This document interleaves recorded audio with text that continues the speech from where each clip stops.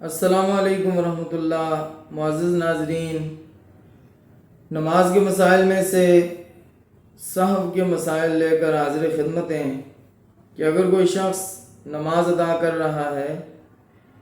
اور دوران نماز اس کو سہو ہوا، وہ 4 رکعتی نماز میں تھا اور اس نے 2 رکعت کے بعد اتحیات میں بیٹھنا تھا اور وہ تیسری رکعت کے لیے کھڑا ہو گیا۔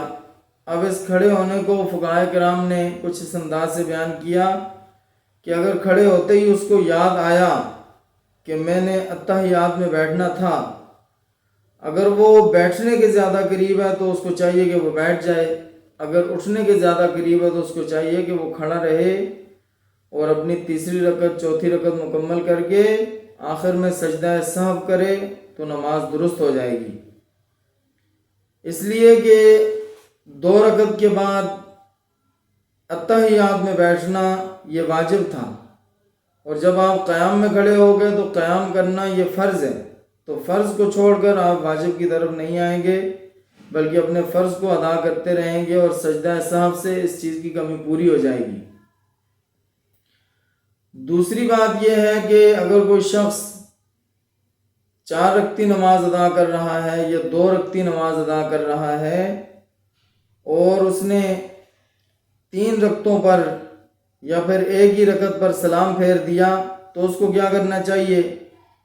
تو اس مسئلے کو فقہائے کرام نے بیان فرمایا کہ اگر آپ 2 رکعتی نماز پڑھ رہے ہیں اور ایک رکعت پر ہی آپ نے سلام پھیر دیا، یا 4 رکعتیں پڑھ رہے تھے اور 3 رکعتوں پر آپ نے سلام پھیر دیا، تو اگرچہ آپ نے سلام پھیر دیا، السلام علیکم ورحمۃ اللہ کہہ دیا، اور آپ نے کوئی تسبیحات نہیں پڑھی، آپ کا سینہ بھی قبلہ سے نہیں پھرا، اور آپ کو اس بات کا علم ہو گیا کہ میری ایک رکعت ابھی تک باقی ہے اور اس کو میں نے ادا کرنا ہے، تو بلا تاخیر اللہ اکبر کہہ کر کھڑے ہو جائیں اور اپنی جو رہتی ہوئی رکعت ہے جس میں سہو ہو گیا تھا، جو بھول گئے تھے، اس کو ادا کریں اور پھر آخر میں سجدہ سہو کریں تو نماز درست ہوگی۔ اس طرح کے اور بہت سارے سہو نماز کے اندر انسان کو ہوتے ہیں، خصوصی طور پر دعائے قنوت کے حوالے سے ہاتھ اٹھا کر تکبیر کہنے کے بجائے رکوع میں بندہ چلا جاتا ہے، تو دعائے قنوت پڑھنا بھی واجب ہے۔ تو دعائے قنوت اگر آپ سے بھول گئی اور آپ رکوع میں چلے گئے تو رکوع فرض ہوا، تو فرض کو چھوڑ کر واجب کی طرف نہ لوٹیں بلکہ اپنے رکوع کو مکمل کریں، سجدے کریں، اور اس کے بعد اتحیات جب اشہد اللہ الہ الا اللہ و اشہد ان محمد عبدہ و رسولہ کہیں